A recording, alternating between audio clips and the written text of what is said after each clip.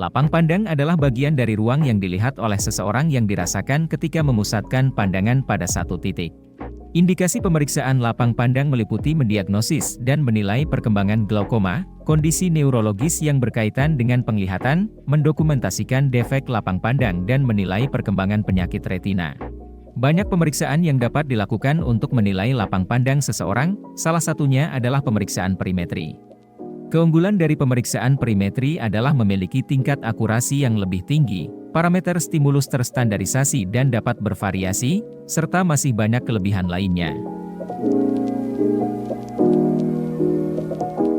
Indera penglihatan melibatkan mata dan serangkaian lensa yang menyusunnya, retina, saraf optik, kiasma optik, saluran optik, nuklei geniculatum lateral di talamus dan saluran geniculokalkarine yang menonjol ke korteks oksipital.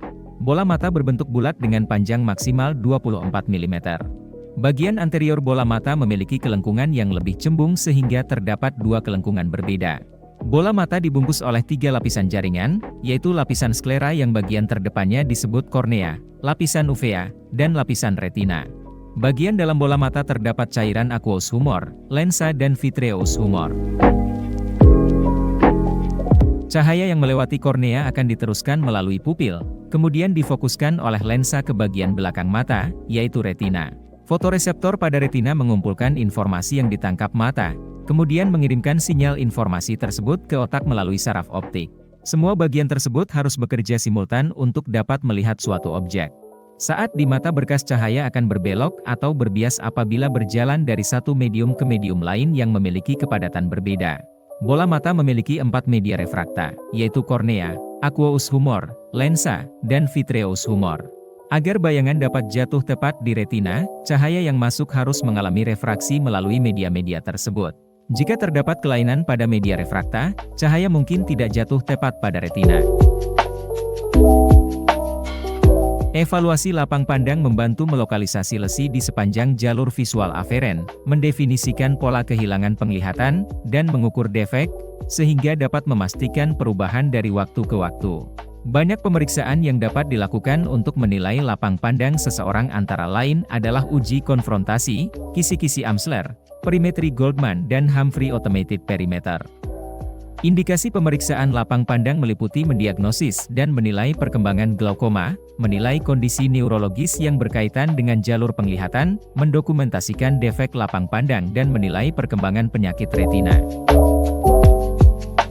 Perimeter kinetik yang umum digunakan adalah perimeter Goldman. Pada perimetri kinetik, stimulus dengan ukuran dan intensitas tertentu dipindahkan dari area yang tidak terlihat ke area yang terlihat hingga dapat dirasakan. Stimulus digerakkan di sepanjang berbagai meridian dan titik persepsi dicatat pada grafik. Titik-titik di sepanjang meridian yang berbeda, jarum jam, digabungkan dan sebuah isopter diperoleh dari ukuran dan intensitas rangsangan tersebut. Oleh karena itu, isopter melingkupi area di mana target dengan ukuran dan intensitas tertentu terlihat. Perimetri Goldman memiliki keunggulan dalam memetakan seluruh bidang visual dan menyertakan bagian perifer temporal yang jauh. Pemeriksaan ini dapat dengan cepat menentukan pola kehilangan lapang pandang pada pasien yang sakit, kurang perhatian, atau pasien lanjut usia yang membutuhkan dorongan terus-menerus untuk mempertahankan fiksasi dan merespons dengan tepat. Tes ini meliputi langkah-langkah berikut. 1. Letakkan kepala pasien di atas sandaran dagu pada sisi terbuka dari mangkuk belahan putih. 2. Tutuplah salah satu mata pasien. 3. Beritahu pasien untuk memusatkan perhatian pada titik pusat. 4. Berikan rangsangan yang terdiri dari titik-titik cahaya putih yang diproyeksikan satu persatu ke permukaan bagian dalam mangkuk, biasanya bergerak dari pinggiran yang tidak terlihat ke dalam lapang pandang pasien. 5. Minta pasien untuk memberi sinyal deteksi titik putih dengan menekan bel. Catat respons pada grafik yang mewakili bidang visual. 6. Lampu dengan ukuran dan kecerahan yang berbeda memungkinkan penggambaran isopter berikut hasil uji Goldman normal dan hemianopia homonim kiri. Pada perimeter statis, rangsangan yang tidak bergerak dengan pencahayaan yang berbeda-beda disajikan pada posisi yang sama. Ini adalah penilaian 3 dimensi dari lapang pandang, yang memberikan penilaian batas bukit penglihatan dan sensitivitas ambang batas diferensial. Perimetri otomatis lebih sensitif, kuantitatif, dan dapat diulang, tetapi lebih memakan waktu dan membutuhkan kerja sama serta perhatian yang baik dari pasien. Perimeter statis yang umum digunakan adalah Humphrey dan Octopus. Tes ini meliputi langkah-langkah berikut. 1. Letakkan kepala pasien pada sandaran dagu di depan layar komputer. 2. Tutuplah salah satu mata pasien. 3. Beritahu pasien untuk memusatkan perhatian pada titik pusat. 4. Berikan rangsangan yang terdiri dari titik-titik cahaya putih yang diproyeksikan satu persatu ke layar, yang disajikan secara acak, tidak bergerak. 5. Minta pasien untuk memberi sinyal deteksi titik putih dengan menekan bel. 6. Ukuran rangsangan dijaga agar tetap sama, tetapi kecerahannya bervariasi. 7. Hanya 10, 24, atau 30 derajat pusat yang biasanya diuji. Tes untuk glaukoma terutama berfokus pada lapang pandang sentral daripada lapang pandang perifer karena variasi sensitivitas perifer yang besar. Berikut interpretasi pemeriksaan Humphrey. 1. Indeks reliabilitas. Terdapat 3 indeks yang tertera pada hasil tes pemeriksaan lapang pandang. Indeks yang pertama adalah False Positive Response Error, FP, yang mengukur seberapa sering pasien memencet tombol tanpa adanya stimulus. 2. Threshold Values, menunjukkan sensitivitas desibel yang terukur pada poin yang diperiksa, dan merupakan informasi dasar dari seluruh analisis yang dilakukan. 3. Grace-Chalamet, memperlihatkan sensitivitas desibel secara kasar, dengan area yang lebih gelap mengindikasikan sensitivitas yang berkurang. 4 dan 5 adalah Total Deviation Maps, dan 6 dan 7 adalah Pattern Deviation Maps. 8. Glaucom Hemifield Test, GHT. GHT menyediakan klasifikasi bahasa sederhana. Hasil tes 32 dan 24-2 berdasarkan pola kerugian sering terlihat pada glaukoma. Skor deviasi pola masuk masing-masing dari 5 zona di hemifield atas dibandingkan untuk temuan di zona bayangan cermin di visual inferior bidang. 9. Indeks lapang pandang. 10. Simbol probabilitas. Simbol probabilitas adalah simbol yang diarsir yang menunjukkan signifikansi statistik dari setiap demisi desibel. Itu semakin gelap simbolnya, semakin kecil kemungkinan fail tersebut biasa di lokasi tersebut.